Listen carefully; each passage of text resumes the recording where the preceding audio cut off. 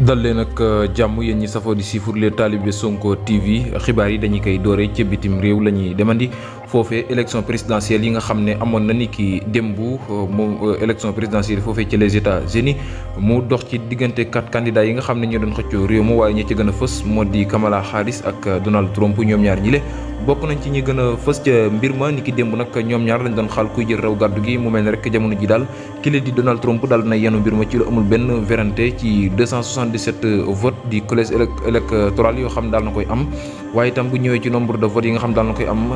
mu toll ci 70 943 492 votes toll ci 51% moom mi la di Donald Trump ñu ñëw ci Kamala Harris rek ne ko dooma jiitu benn yoon waaye itam am lu toll ci 224 votes di collège électoral la daal di am toll ci 66 028 623 votes toll ci 47,5% ni kii démb ca diwaanu des États-Unis mu mel ni rek kii di Julius Stein moom nag moom 0 vote la daal di am di collège électoral waaye itam ñëw rek am 6123 la daal di am moom mii di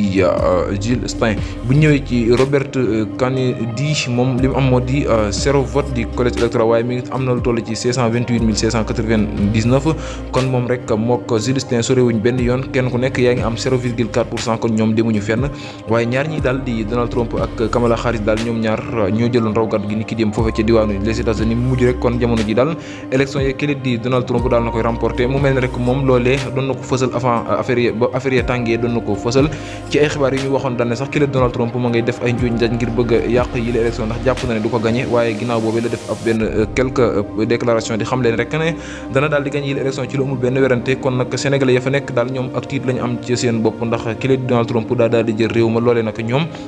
daf leen a xaw a tiital waaye ña nga leen di ñaanal yàlla sàmm leen réew ma gën a neex bu baax a baax